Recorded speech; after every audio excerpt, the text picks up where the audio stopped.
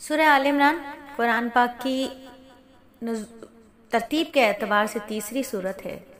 اس میں 200 آیات ہیں، 20 رکوع ہیں۔ یہ مدنی صورت ہے اور نزول وحی کے اعتبار سے یہ 89ویں یعنی 89ویں صورت ہے۔ اور جیسا کہ مدنی صورتوں کا طرز ہوتا ہے کہ اس میں احکامات نازل ہوتے ہیں، لیکن اس کا نام جو کہ آل عمران ہے اس کے کیا معنی ہیں کہ اس میں آیت نمبر 33 سے لے کر 37 تک یعنی 33 سے لے کر 37 تک خاندان کا ذکر آیا ہے، عمران کے خاندان کا ذکر آیا ہے، اسی لیے سورت کا نام سورہ آل عمران ہے۔ یہ کیا خاندان ہے اس کے بارے میں اللہ رب العزت فرماتے ہیں آیت نمبر 33 میں کہ اللہ نے آدم، نوح، ابراہیم کے خاندان اور عمران کے خاندان کو چن کر تمام جہانوں پر فضیلت دی ہے۔ یہ ایسی نسل تھی جس کے افراد نیکی اور اخلاص میں ایک دوسرے سے ملتے جلتے تھے، ہر ایک بات کو سننے والا، ہر چیز کا علم رکھنے والا اللہ ہے۔ چنانچہ اللہ کے دعا سننے کا واقعہ یاد کرو جب عمران کی بیوی نے کہا، یا رب، میں نے نظر مانی ہے کہ میرے پیٹ میں جو بچہ ہے میں اسے ہر کام سے آزاد کر کے تیرے لیے وقف رکھوں گی، میری اس نظر کو قبول فرما۔ اور پھر جب ان کے ہاں بیٹی پیدا ہوئی تو حسرت سے کہنے لگی، یا رب، مجھے تو لڑکی پیدا ہو گئی۔ حالانکہ اللہ تعالیٰ تو خوب جانتے تھے کہ کیا پیدا ہوگا، اللہ تو عالم الغیب ہے، لڑکا لڑکی جیسا نہیں ہوتا۔ میں نے اس کا نام مریم رکھ دیا ہے اور میں اسے اس کی اولاد کو شیطان مردود سے حفاظت کے لیے آپ کی پناہ میں دیتی ہوں۔ تو اللہ رب العزت نے مریم کے اس طریق کو بہت اچھے طریقے سے قبول فرمایا اور پھر زکریا ان کے سرپرست ٹھہرے۔ تو یہ آل عمران یعنی عمران کے خاندان کا ذکر ہے یہاں پر۔ اور عمران کا خاندان کیسا خاندان تھا ہم نے ابھی آیت کے ترجمے پڑھ لیا، سمجھ لیا۔ واضح رہے کہ عمران حضرت موسیٰ علیہ السلام کے والد کا بھی نام ہے اور حضرت مریم علیہ السلام کے والد کا بھی۔ یہاں دونوں سے مراد ہو سکتے ہیں، لیکن چونکہ آگے حضرت مریم علیہ السلام کا واقعہ ہو رہا ہے اس لیے ظاہر ہے کہ یہاں حضرت مریم علیہ السلام کے ہی والد مراد ہیں۔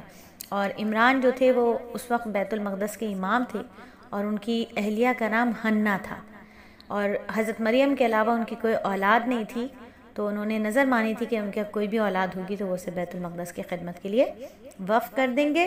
اور جب حضرت مریم پیدا ہوئیں اور حضرت عمران کا انتقال ہو گیا تو حضرت حنہ کے جو بہنوئی تھے زکریا علیہ السلام، وہ حضرت مریم کے خالو ہوئے۔ حضرت مریم کی سرپرستی کا مسئلہ ہوا تو قرآن اندازی کے ذریعے ان کا فیصلہ ہوا کہ قرآن حضرت زکریا علیہ السلام کا نکلا، اور اس طرح حضرت مریم جو تھیں حضرت زکریا علیہ السلام کے سرپرستی میں آ گئیں۔ تو یہ تھا عمران کا خاندان، جن کے خاندان کے نام پر اس صورت کا نام ہے۔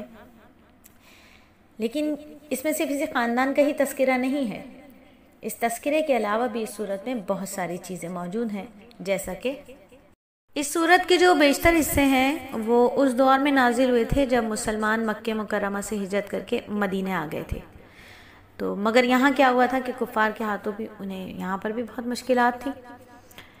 سب سے پہلے جو پیش آیا وہ غزوہ بدر پیش آیا، جس میں اللہ تعالیٰ نے مسلمانوں کو غیر معمولی فتح عطا فرمائی تھی اور کفار مکہ کے بڑے بڑے سردار مارے گئے تھے قریش مکہ کے۔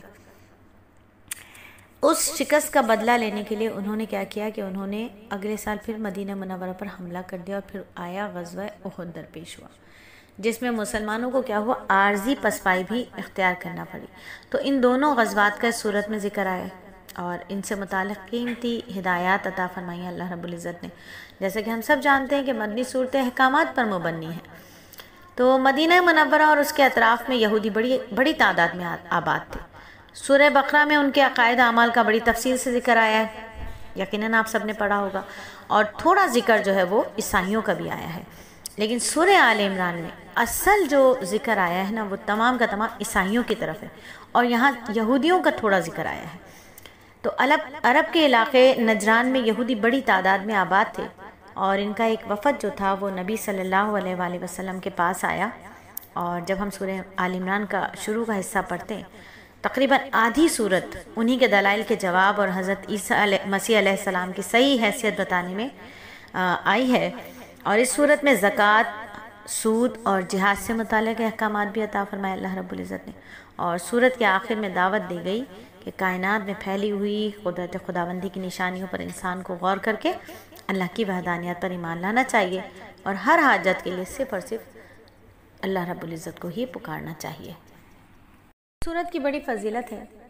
اس سورت کی فضیلت کے بارے میں صحیح مسلم میں حضرت ابو امامہ رضی اللہ تعالیٰ عنہ سے روایت ہے کہ میں نے رسول اللہ صلی اللہ علیہ وآلہ وسلم کو فرماتے ہوئے سنا کہ 2 روشن صورتیں یعنی بقرہ اور آل عمران پڑھا کرو۔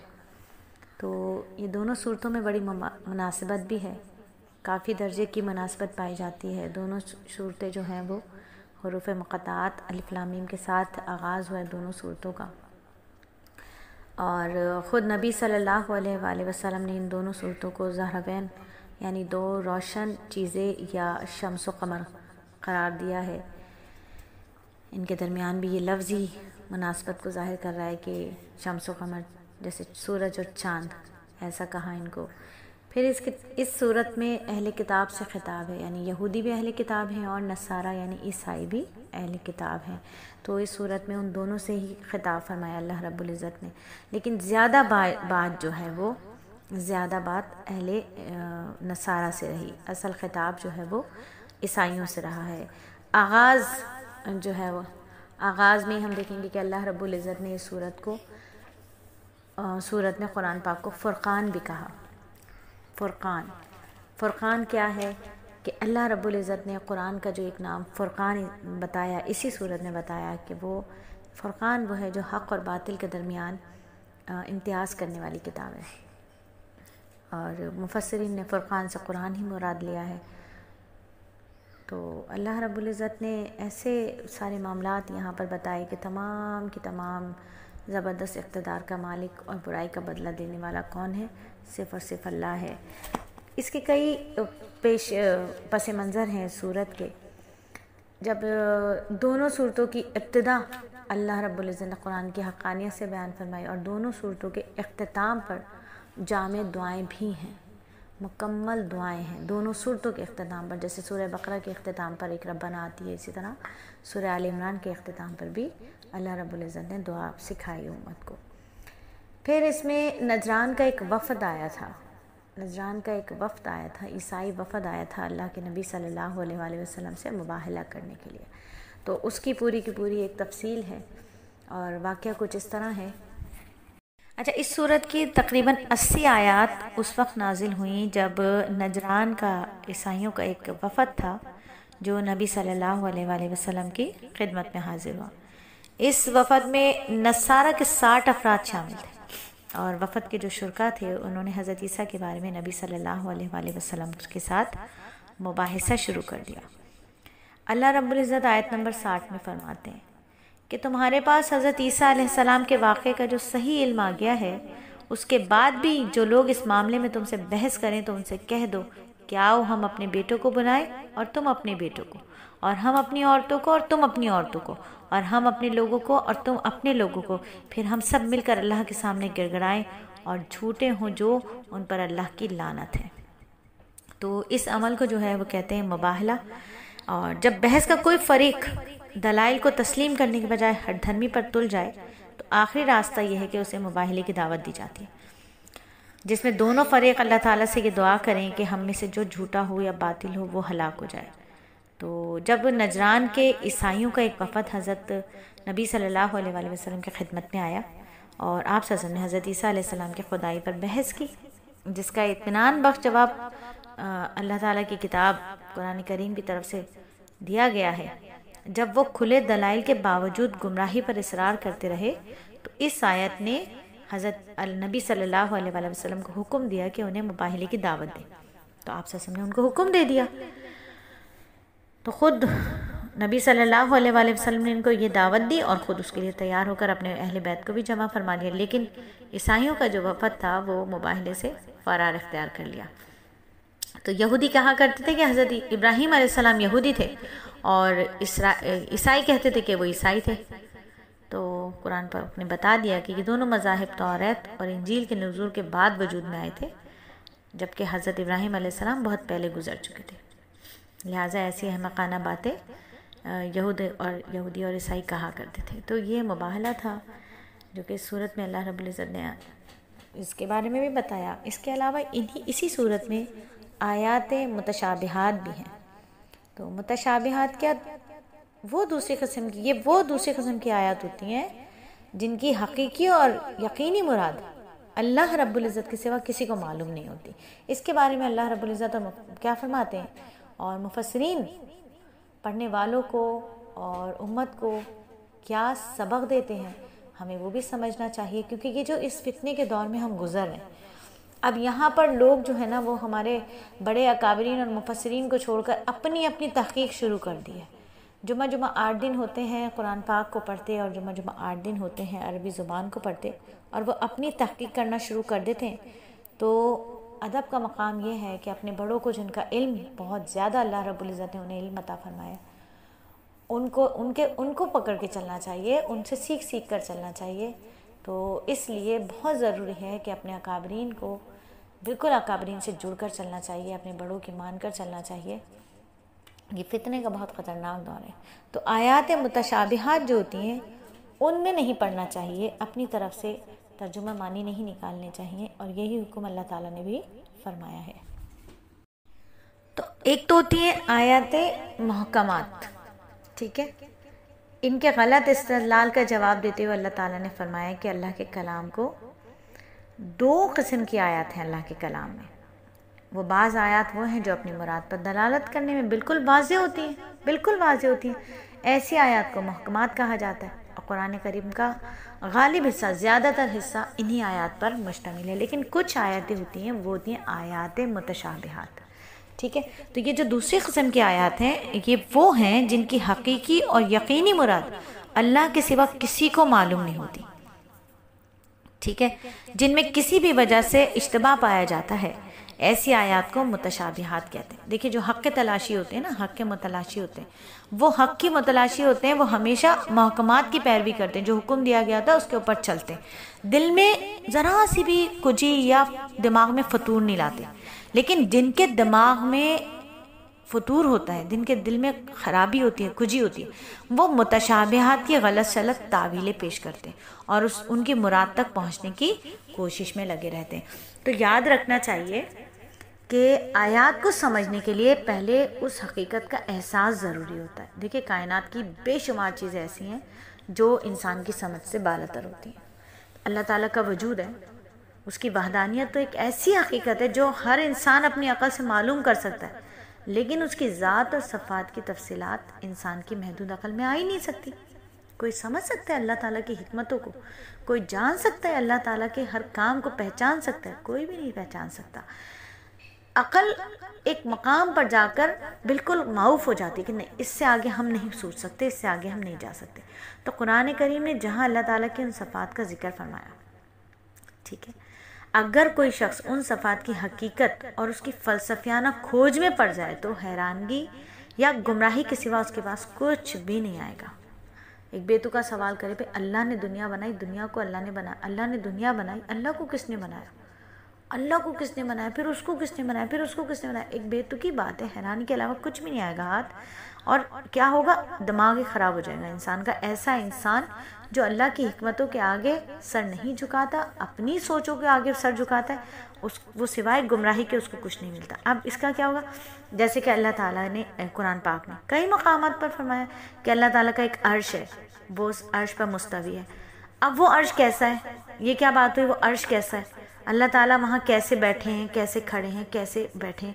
یہ سوالات ہیں جن کا جواب انسان کی عقل اور سمجھ سے بالاتر ہوتا ہے۔ تو انسان کی زندگی کا کوئی عملی مسئلہ اس پر موقف نہیں ہوتا۔ اب آپ ابھی اس سوال کے پیچھے لگ جائیں کہ اللہ تعالیٰ تو ہر جگہ موجود ہے، تو اللہ تعالیٰ عرش پر کیسے بیٹھے، اللہ کی کرسی کیسی ہوگی؟ اب اس سوال کی کھوج میں لگ جائیں۔ اور ایک بات یہ بھی کہ اللہ تعالیٰ تو ہر وقت، ہر گھڑی، ہر جگہ موجود ہے، تو یہ عقل سے بالاتر بات ہوتی ہے۔ تو ایسی آیات جن میں اس قسم کے حقائق بیان کیے جاتے ہیں وہ متشابہات کہلاتی ہیں۔ اور اسی طرح مختلف صورتیں جو شروع میں جو حروف الگ الگ نازل کیے، مثلا اسی صورت کا سورہ آل عمران کا لے لیں، سورہ بقرہ کا لے لیں، تو اس کا آغاز حروف مقطعات سے ہو رہا ہے، وہ بھی متشابہات میں داخل ہے۔ ان کے بارے میں قرآن پاک نے اس آیت میں یہ ہدایت دے دی کہ ان کی کھود و کرید میں نہیں پڑا کرو، بالکل بھی نہیں، بس اجمالی طور سے ایمان رکھنا ہے، اس کا صحیح مطلب اللہ کے حوالے ہے، اللہ ہی جانتے ہیں، ہمیں اس کا صحیح مطلب مانی کچھ نہیں معلوم۔ حقیقت وہی آیات ہیں جو انسان کے لیے عملی ہدایت کے لیے اللہ تعالیٰ نے فراہم کیے۔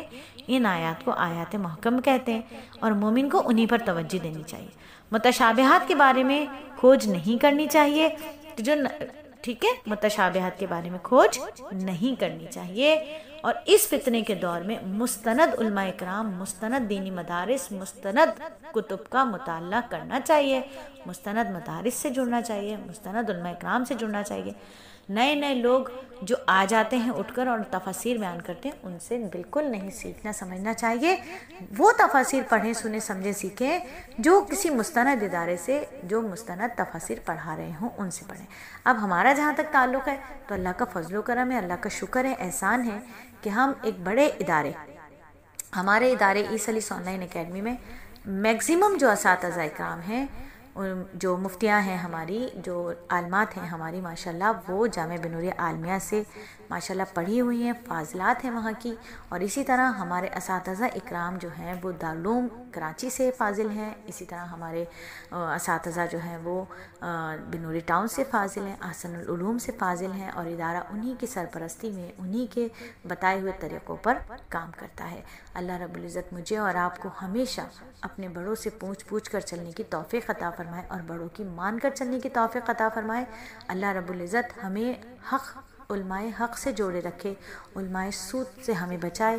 اللہ رب العزت ہمیں اس فتنے کے دور میں فتنہ دجال سے بچائے، آمین ثم آمین۔ پھر اگلی آیات میں اللہ رب العزت نے بتا دیا کہ مسلسل اہل کتاب کی مذمت کی اور ان کے جرائم اللہ رب العزت نے بتائے۔ اور جرائم کیا تھے ان کے؟ کہ انہوں نے انبیاء کو قتل کیا، انہوں نے خون ریزی کی، اللہ کے نیک بندوں پر ظلم ڈھائے۔ اور اللہ تعالیٰ نے ایک سیکھ دے دی آیت نمبر 28 میں کہ مسلمانوں کو سمجھا دیا کہ وہ مومنوں کو چھوڑ کر کافروں کو دوست نہ بنائے۔ دوست ہو ہی نہیں سکتا، کافر دوست ہو ہی نہیں سکتا، یہود و نصارہ ہمارے دوست ہو ہی نہیں سکتے۔ دوست تو وہ ہے جو تمہیں رب کی یاد دلا دے، دوست تو وہ ہے جو ہماری آخرت کی فکر کرنے والا ہو۔ دوست کے ایمان پر ہوتا ہے۔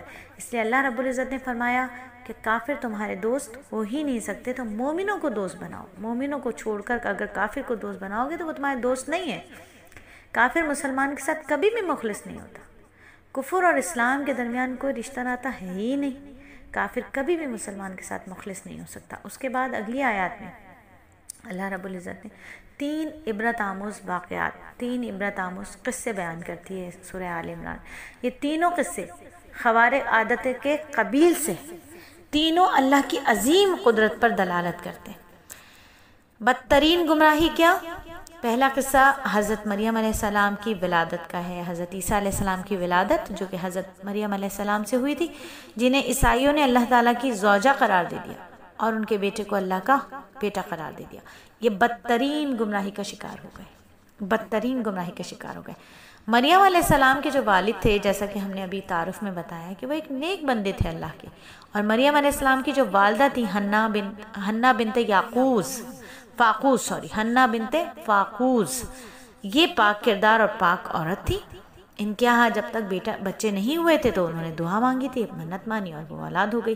تو اولاد کی آرزو کی انہوں نے، اور کیسے کی تھی کہ جب ایک دن پرندے کو دیکھا وہ اپنے بچے کو دانہ کھلا رہا تھا تو دیکھ کر دل میں چل گیا، اولاد کی آرزو پیدا ہو گئی، نظر مان لی، اللہ کے آگے دامن پھیلا دیا، درخواست کی، منت مانی کہ اگر تو مجھے اولاد عطا فرما دے تو میں اسے بیت المقدس کی خدمت کے لیے وقف کر دوں گی۔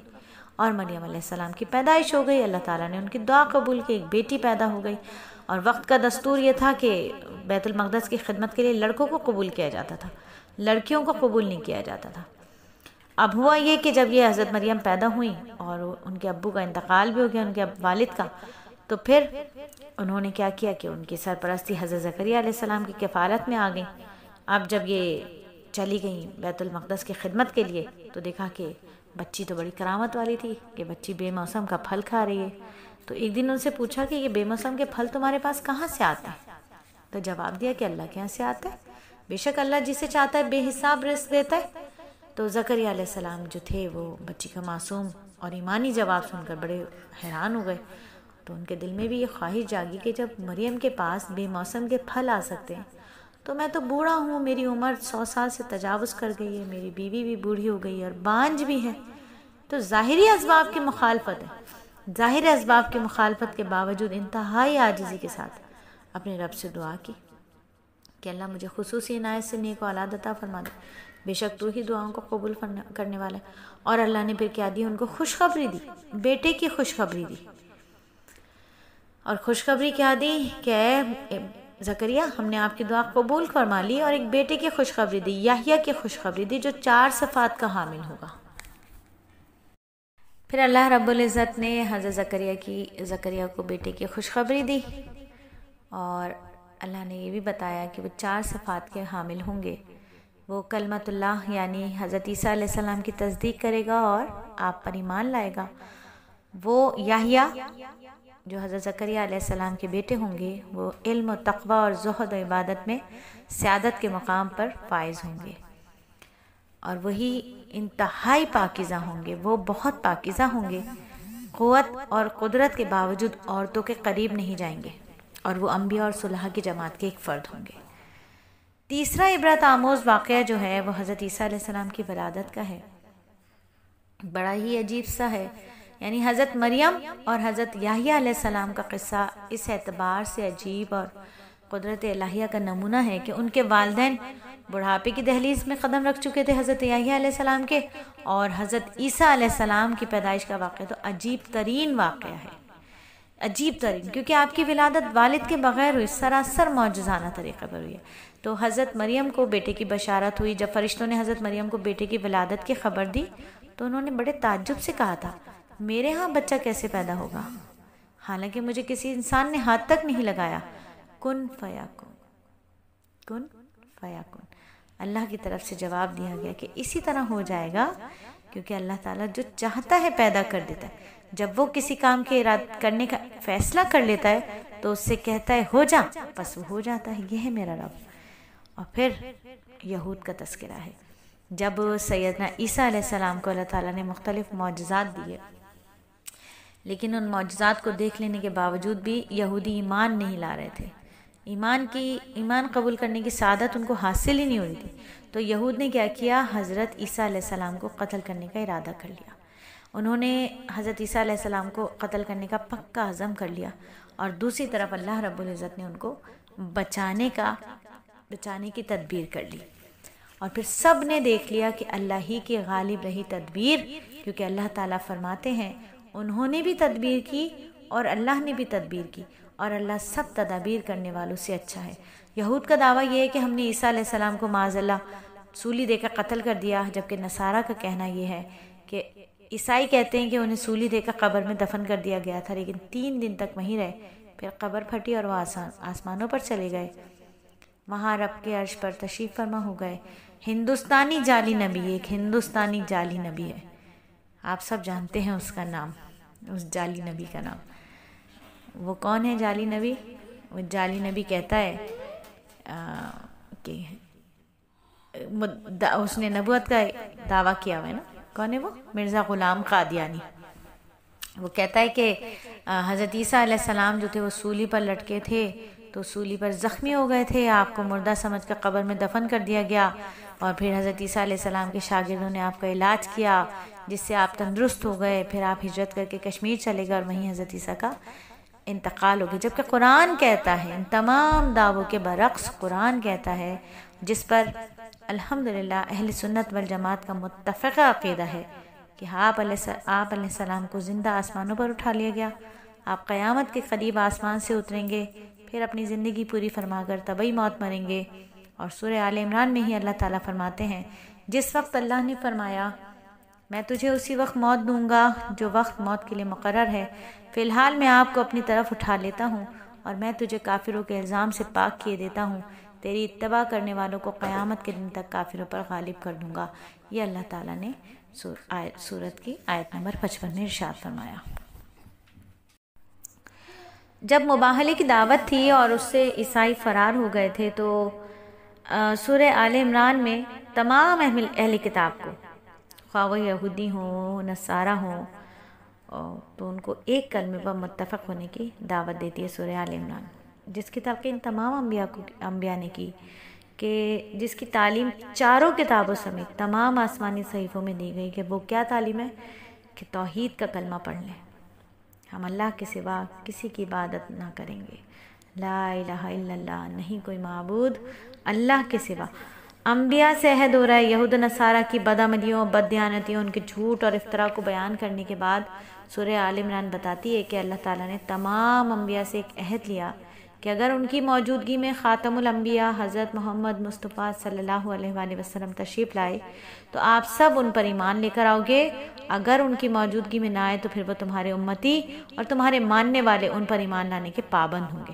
اور تمام امتوں سے اللہ تعالیٰ نے عہد لیا، انبیاء سے عہد کی حقیقت میں ان کی امتوں سے عہد تھا، مگر افسوس کہ ان انبیاء کی امتوں نے اس عہد کی پاسداری نہیں کی اور تصدیق اور مدد کی بجائے تکذیب اور مخالفت پر تل گئے۔ سید الانبیاء نبی صلی اللہ علیہ وآلہ وسلم آیت نمبر 81، سورہ آل عمران کی آیت نمبر 81، میرے پیارے نبی صلی اللہ علیہ وآلہ وسلم کو، ہمارے آقا کو سید الانبیاء ثابت کرتی ہے۔ اور یہاں تیسرا پارہ تو مکمل ہوتا ہے، لیکن ابھی سورت مکمل نہیں ہوتی۔ انشاءاللہ آج ہم سورہ آل عمران کو مکمل کریں گے، اور اب ہمارے جو اگلے سبق ہوں گے وہ مکمل سورت پر ہوں گے انشاءاللہ تعالی۔ تو اگلی آیت کیا کہتی ہے؟ نیکی کا کمال بتاتی ہے۔ چوتھے پارے کے آغاز میں اللہ رب العزت نے ارشاد فرما دیا کہ تم نیکی کے مقام تک اس وقت تک ہرگز نہیں پہنچو گے جب تک ان چیزوں میں سے اللہ کے لیے خرچ نہ کرو جو تمہیں محبوب ہو۔ تو ہم دیکھ لیں کہ ہم نیکی کے کس مقام پر ہیں، یہ ہم سب اچھے طریقے سے جانتے ہیں کہ تم اس وقت تک نیکی کے مقام پر ہرگز نہیں پہنچو گے جب تک ان چیزوں میں سے اللہ کے لیے خرچ نہ کرو جو تمہیں محبوب ہیں۔ اور اسی طرح پچھلی سورہ بقرہ میں بھی اچھی طرح سے ہم پڑھ چکے کہ اللہ تعالیٰ نے کیا حکم فرمایا تھا کہ صرف خراب اور رد قسم کی چیزیں صدقے میں نہ دیا کرو، بلکہ اچھی چیزوں سے بھی اللہ کی راہ میں خرچ کیا کرو۔ اور پھر یہاں پر اللہ رب العزت نے فرما دیا کہ صرف یہی نہیں کہ اچھی چیزیں اللہ کی خوشنودی کے لیے دو، بلکہ جن چیزوں سے تمہیں زیادہ محبت ہے ان کو اس کی راہ میں نکال لو، تاکہ صحیح معنوں میں اللہ کی راہ قربانی کا مظاہرہ کر سکو۔ تو جب یہ آیت نازل ہوئی نا، تو اس وقت اللہ رب العزت نے جب یہ آیت نازل فرمائی تو صحابہ نے اپنی سب سے زیادہ پسندیدہ ترین چیزیں صدقہ کرنی شروع کر دی، جس کے بہت واقعات احادیث میں آتے ہیں۔ تو مزہ تو تب ہے نا جب ہم ان جیسی مشابہتی اختیار کریں۔ صحابہ کا طرز کیا تھا؟ جب قرآن میں جنت کی آیات سنتے تو کیا کرتے؟ اس کی طلب کرتے، اور جب جہنم کے آیات اور تذکرے سنتے تو خوف سے رونا شروع کر دیتے۔ صدقے کی اور اللہ کی رضا کے لیے خرچ کرنے کی آیت سنی تو صحابہ رضی اللہ تعالیٰ عنہم اجمعین نے اپنی بہترین چیزیں صدقہ کرنی شروع کر دی، یعنی کمال درجہ، نیکی کا کمال درجہ، محبوب چیز کی قربانی، جو سب سے زیادہ قریب ہے، جو سب سے زیادہ پسندیدہ چیز ہے، اس کی قربانی دینا۔ تو جن مضامین کو خاص اہمیت کے ساتھ بیان کیا گیا نا اس صورت میں، پہلی ہی آیت میں اس پارے میں، سورہ آل عمران کے آیتوں میں جو کہ چوتھے پارے میں آغاز ہوئی ہیں، اس میں پہلی آیت میں اللہ نے فرما دیا کہ جو تمہاری محبوب ترین چیز ہے وہ اللہ کی راہ میں صدقہ کرو۔ تو جب تک اللہ کی راہ میں اپنی پسندیدہ چیزوں کو نہیں لگایا جائے گا، اللہ تک پہنچنے کے لیے کوئی بھی راستہ ایسا نہیں ہے۔ تو اللہ کی راہ میں اپنی پسندیدہ چیز کو لگایا جائے گا۔ وہ وقت جو سب سے زیادہ خوبصورت ہوتا ہے وہ صبح سو رہے ہوتے ہیں، اس وقت وہ اللہ کی راہ میں لگایا جائے۔ رات عشاء کے بعد جب آرام کا وقت ہوتا ہے اس وقت تھوڑا وقت اللہ کی راہ میں لگایا جائے۔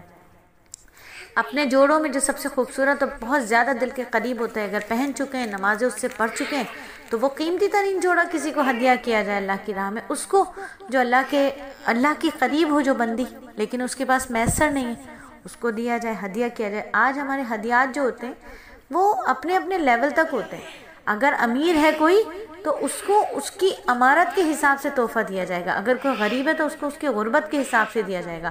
اللہ کے لیے جب بھی دیا جائے گا تو اللہ کی شان کو مد نظر رکھ کے دیا جائے گا، دینے والے کے اوقات کو نہیں کہ جس کو ہم دے رہے ہیں، جس کو دیا جا رہا ہے اس کے اوقات کو دیکھا جائے۔ اگر اللہ کے لیے دیں گے تو پھر ہم اپنی بہترین چیز دیں گے، چاہے وہ غریب ترین رشتہ دار ہو، چاہے وہ امیر ترین ہو، چاہے وہ کتنا ہی مفلس قلاش بندہ ہو، چاہے کتنا ہی اس کے پاس پیسہ مال دولت ہو، تو ہم اللہ کے لیے جب دیں گے تو اچھے سے اچھا دیں گے، کیونکہ نیکی کا کمال درجہ تو یہ ہے کہ اللہ کے راستے میں بہترین چیز جو ہمیں محبوب ہو وہ دی جائے۔ پھر اسی صورت میں اللہ تعالیٰ نے مسلمانوں کو حکم دیا کہ وہ اللہ سے ڈرتے رہیں جیسا کہ اللہ سے ڈرنے کا حق ہے، اللہ کی رستی کو مضبوطی سے تھامے رکھیں، گروہ در گروہ تقسیم نہ ہو جائیں۔ حضرت ابن مسعود رضی اللہ تعالیٰ عنہ فرماتے تھے کہ حق تقوی، ڈرنے کا حق یہ ہے کہ اللہ تعالیٰ کی اطاعت کی جائے، اس کی نافرمانی نہ کی جائے، اسے یاد رکھا جائے، اسے بھلایا نہ جائے، اس کا شکریہ ادا کیا جائے، کفران نعمت نہ کی جائے۔ پھر ایک بات اور جو اللہ رب العزت نے فرمائی اس سورہ میں، وہ تھی کہ امت مسلمہ جو ہے وہ تمام امتوں سے بہترین امت ہے، بہترین امت ہے۔ یہ آیت اتنی حسین ہے کہ اس آیت کو پڑھ کر اور اس آیت کے ترجمے کو سمجھ کر اپنے اوپر اور رب کی مہربانی پر بڑا بڑا شکر ادا کرتے ہیں کہ اللہ آپ کا احسان ہے کہ اللہ آپ نے ہمیں اتنی بہترین امت میں پیدا فرمایا۔ ہم نے تو نہیں کہا تھا، لیکن اللہ رب العزت کا احسان ہے، کرم ہے کہ اللہ نے ہمیں نہ صرف انسان بنایا بلکہ اتنی بہترین امت کا ایک فرد بھی بنایا۔ تو فضیلت کیا ہے اس امت کی کہ یہ امت 3 باتوں کی وجہ سے افضل ہے۔ نمبر 1، ایمان لائی ہے، دوسری امتوں کے برعکس ان تمام چیزوں پر ایمان رکھتی ہے جن پر ایمان رکھنے کا اللہ رب العزت نے حکم دیا ہے۔ اللہ نے جن چیزوں پر ایمان رکھنے کا حکم دیا، یہ امت ان تمام چیزوں پر ایمان رکھتی ہے۔ اللہ پر ایمان، اللہ کے فرشتوں پر ایمان، اللہ کی کتابوں پر ایمان، اللہ کے رسولوں پر ایمان، اچھی بری تقدیر پر ایمان، مرنے کے بعد دوبارہ زندہ ہونے پر ایمان، جو کچھ ہوتا ہے اللہ سے ہوتا ہے، اللہ کے غیر سے کچھ نہیں ہوتا، اس بات پر ایمان، اللہ کے سوا کوئی عبادت کے لائق نہیں ہے، اس بات پر ایمان، اللہ اکیلا ہے، اس کا کوئی شریک نہیں ہے، اس بات پر ایمان۔ اور پھر دوسری فضیلت اس امت کی یہ ہے، افضل ہونے کی وجہ یہ ہے کہ یہ نیکی کا حکم دیتی ہے، نیکی کا حکم دیتی ہے اور بری باتوں سے روکتی ہے۔ تم وہ بہترین امت ہو جو لوگوں کی نفع رسانی کے لیے بھیجے گئے ہو۔ تم نیکی کا حکم دیتے ہو، بری باتوں سے روکتے ہو اور ایک اللہ کی عبادت کرتے ہو۔ تو یہ امت، اس مقصد تھا اس امت کو بھیجنے کا، اور یہ امت اس لیے بھیجی گئی ہے، اور ہم اپنے مقصد کو نہ بھولیں، اس لیے بار بار اس آیت کو دہراتے رہنا چاہیے تاکہ ہمیں معلوم رہے کہ ہمارے اس دنیا میں آنے کا مقصد دنیا بنانا، دنیا کو جمع کرنا نہیں ہے، بلکہ نیکی کا حکم دینا ہے اور برائی سے روکنا ہے اور خود بھی رکنا ہے۔ نیکی کو پھیلانا ہے اور خود بھی نیکی کرنا ہے، برائی سے روکنا ہے اور خود بھی رکنا ہے، اور ایک اللہ کی عبادت کرنا ہے، اس کے سوا کسی کو شریک نہ بنانا۔ تو یہ دعوت و تبلیغ اسی فضیلت کا سبب ہے، یہ دینی ذمہ داری ہے، مذہبی فریضہ ہے۔ اور امت میں نبی حضرت عمر رضی اللہ تعالیٰ عنہ کا قول ہے کہ جس کا دل چاہتا ہے کہ اس کا شمار اس امت مسلمہ میں ہو، اسے چاہیے کہ وہ اس بارے میں اللہ کی شرط کو پورا کرے۔ آپ کا جو اشارہ ہے وہ اسی آیت کریمہ کی طرف ہے جس میں 3 صفات بیان کی گئی ہیں۔ نمبر 1 کہ یہ ایمان لانے والی امت ہے جو ہر چیز پر ایمان رکھتی ہے جس کا اللہ نے حکم دیا۔ نمبر 2 یہ نیکی کو پھیلانے والی امت ہے۔ نمبر 3 یہ برائی سے روکنے والی امت ہے۔ اور اس فضیلت کے حقدار کون ہوں گے؟ اس فضیلت کے حقدار جب تک امت میں یہ 3 خصوصیات رہیں گی، وہ فضیلت اور وہ خصوصی عنایت کی، اللہ کی فضیلت اور خصوصی عنایت کی حقدار رہے گی۔ اگر خدا نہ خواستہ امت کا کوئی گروہ یا فرد ان 3 اوصاف سے محروم ہو گیا تو فضیلت کا حقدار نہیں رہے گا۔ نبی صلی اللہ علیہ وآلہ وسلم کا فرمان ہے کہ اس ذات کی قسم جس کے قبضے میں میری جان ہے، تم نیکی کا حکم دیتے رہو اور برائی سے روکتے رہو، ورنہ ممکن ہے کہ اللہ تعالیٰ تمہارے اوپر اپنا عذاب مسلط فرما دے، پھر تم اس سے دعائیں مانگو گے مگر تمہاری دعائیں قبول نہیں ہوں گی۔ مبادا یہ کہ تم دعائیں کرو اور تمہاری دعائیں رد کر دی جائیں۔ تو اللہ رب العزت ہمیں اس وقت سے بچائے، اور اللہ رب العزت ہمیں ہمارے کام، ہمارے اس دنیا میں آنے کے مقصد کو ہم پر واضح اور روشن فرما دے۔ اللہ رب العزت ہم سب کو دعوت و تبلیغ کے لیے زندگی کے آخری سانس اور دنیا کے آخری کونے تک کے لیے قبول و مقبول فرما دے۔ آمین ثم آمین۔ پھر اسی صورت میں اللہ رب العزت نے ایک چیز اور جو بتا دی وہ یہ بتا دی کہ منافقین اور کفار سے دوستی، قلبی دوستی لگانے سے منع فرما دیا۔ اس کے 4 اسباب بتائے۔ پہلا یہ کہ وہ تمہیں کوتاہی نہیں کریں گے، کوئی بھی نقصان پہنچانے میں کوئی کوتاہی نہیں کریں گے، جہاں موقع ملے گا نقصان پہنچا دیں گے۔ اور دوسرا یہ کہ دل سے چاہتے ہیں کہ تمہارے دین اور دنیا کے اعتبار سے مصیبت اور پریشانی لاحق ہو تمہیں۔ تیسرا یہ کہ ان کے چہرے اور ان کی باتوں سے تمہارے اندر بغض اور عداوت ظاہر ہوتا ہے۔ اور چوتھی یہ کہ ان کے دلوں میں جو بغض اور حسد پوشیدہ ہے وہ ان کے اعلانیہ باتوں سے کہیں زیادہ سخت ہے۔ تو کفار کبھی بھی ہمارے دوست نہیں ہو سکتے، منافقین کبھی بھی ہمارے دوست نہیں ہو سکتے۔ اللہ کا حکم آ گیا، اللہ نے بتا دیا، تو بس اس کے بعد کوئی حیل حجت ہے ہی نہیں۔ پھر اسی صورت میں غزوہ بدر کے بارے میں بات ہے کہ منافقوں کے رازدار اور دلی دوست بنانے سے منع کرنے کے بعد غزوہ بدر کا ذکر آ گیا، جسے تمام اسلامی غزوات کا تاج ہونے کا شرف حاصل ہے۔ اور یاد رکھیے کہ شاید یہ میرا آخری رمضان میں اللہ رب العزت ہمیں بڑی سعادت عطا فرماتے ہیں جب ہم غزوہ بدر کو دہراتے ہیں اور ہم میدان بدر چلے جاتے ہیں، بالکل خیالات کی دنیا سے، تصورات کی دنیا سے ہم غزوہ بدر کا وہ تمام مناظر دیکھتے ہیں روحانی طریقے سے۔ ہماری کوشش ہوتی ہے کہ ہم اس واقعے کو یاد کریں جو کہ ہم شاید یہ میرا آخری رمضان میں یاد کرتے ہیں۔ تو غزوہ بدر جو اسے اسلامی غزوات کا تاج ہونے کا شرف ہے، اس غزوے کی جو جرت ہے، بہادری ہے، اس کی انوکھی مثالیں جو قائم ہوئی، اللہ رب العزت نے غیبی مدد اور قدرت کے وہ مظاہر بتائے، اور اللہ نے اس قرآن میں پورا کا پورا وہ منظرنامہ پیش کیا کہ پڑھنے والا قاری ایسا لگتا ہے کہ وہ وہیں اسی بدر کے میدان میں موجود تھا۔ کثیر تعداد کفار کی اور قلیل تعداد ایمان والوں کی، اس کے باوجود فتح و کامیابی ایمان والوں کے ساتھ۔ پھر اس کے بعد غزوہ احد کے بارے میں اسی صورت میں اللہ رب العزت نے فرمایا، ورنہ اصل میں تو غزوہ احد کا ذکر مقصود ہے، اس کی 55 آیات ہیں، 55 آیات۔ غزوہ بدر کا جو حوالہ ہے وہ محض حوالے کے طور پر آیا، ورنہ اصل جو مقصود ہے وہ غزوہ احد کا ذکر مقصود ہے کہ وہاں اس کی 55 آیات میں مکمل ہوا ہے، اور ان آیات میں شکست کے اسباب بھی بتا دی اور حکمتیں بھی بیان فرما دی اور تنبیہ بھی کر دی اور تعریف بھی کر دی۔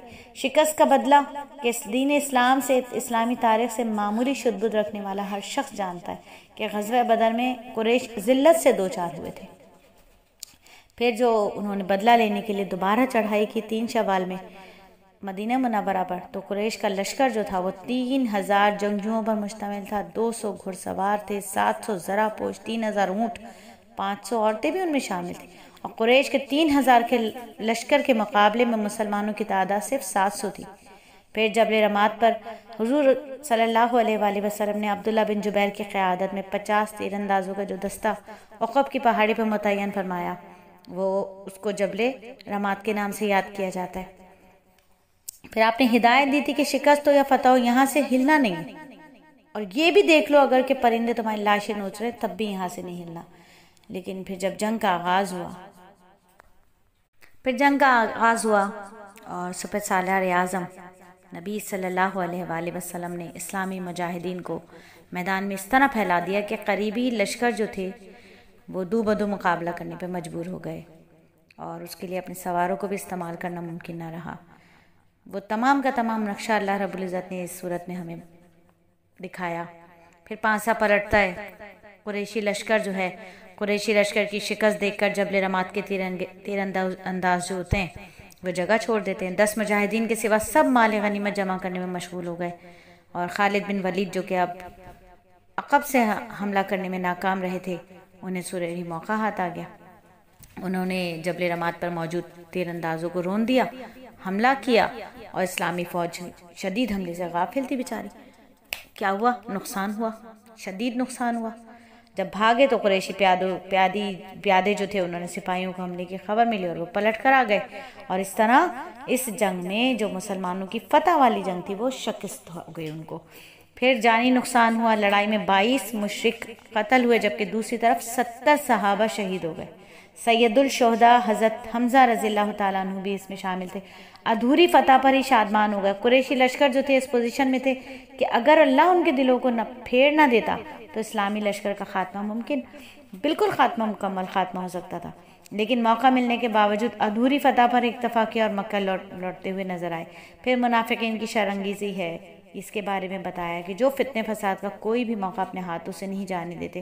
قریش کو غلطی کا احساس ہو گیا کہ احد کے شہداء کی تکفین سے فارغ ہونے کے بعد جب نبی صلی اللہ علیہ وآلہ وسلم کو اطلاع ملی کہ ابو سفیان کو روحا کے مقام پر پہنچ کر اپنی غلطی کا احساس ہو گیا اور وہ جنگ کے اہداف پوری طرح حاصل کرنے کے بغیر لوٹ آیا ہوں، وہ اپنے ساتھیوں کو ڈانٹ رہا ہے، ملامت کر رہا ہے اور دوبارہ حملہ آور ہونے کا ارادہ کر رہا ہے، تو نبی صلی اللہ علیہ وآلہ وسلم نے اس کے ارادے کی خبر سن کر خود ہی قریشی لشکر کے تعاقب میں چل پڑے اور ساتھ میں یہ شرط لگا دی کہ تعاقب میں انہی مجاہدین کو اجازت ہے جو کل کی جنگ میں شریک تھے۔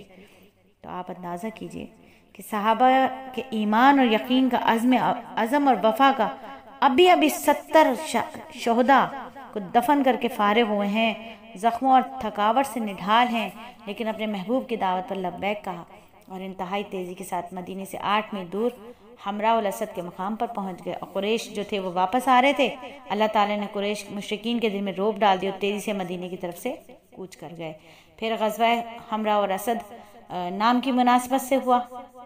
اس غزبے کا بھی اللہ رب العزت نے تذکرہ فرمایا کہ جن لوگوں نے جنگ میں زخمی ہونے کے باوجود اللہ اور اس کے رسول کے حکم پر لبیک کہا ہے، ان میں سے جو نیک اور پرہیزگار ہیں ان کے لیے اجر عظیم ہے۔ پھر اہل ایمان کا تذکرہ ہے، آخری رکوع میں اہل ایمان کا ذکر ہے کہ جو ہر حال میں اللہ کو یاد کرتے ہیں، ارض و سما کی تخلیق کے بارے میں غور و فکر کرتے ہیں اور اپنے پروردگار سے دعائیں کرتے ہیں۔ اور سورت کا اختتام جو ہے وہ فلاح کے 4 اصول بیان کیے ہیں: صبر، دین پر جمے رہنا، مشکلات اور مصائب کی وجہ سے دل کو چھوٹا نہ کرنا۔ دوسری فلاح پانے کا دوسرا جو اصول ہے وہ یہ ہے کہ مثابرہ، دشمن کے مقابلے میں دشمن سے زیادہ استقامت اور شجاعت کا مظاہرہ کرنا۔ مرابطہ، دشمنان دین سے مقابلے کے لیے اپنے آپ کو تیار رکھنا۔ تقوی، ہر حال میں اللہ سے ہر جگہ ڈرتے رہنا۔ اور یہی ہماری سورت کا اختتام ہوتا ہے۔ انشاءاللہ کل اپنے سبق کا آغاز کریں گے سورہ نساء، انشاءاللہ بہترین سورت جو ہمیں بتائے گی عورتوں کے بارے میں اسلام کیا کہتا ہے، قرآن کے کیا احکامات ہیں۔ انشاءاللہ کل سورہ نساء کا آغاز کریں گے۔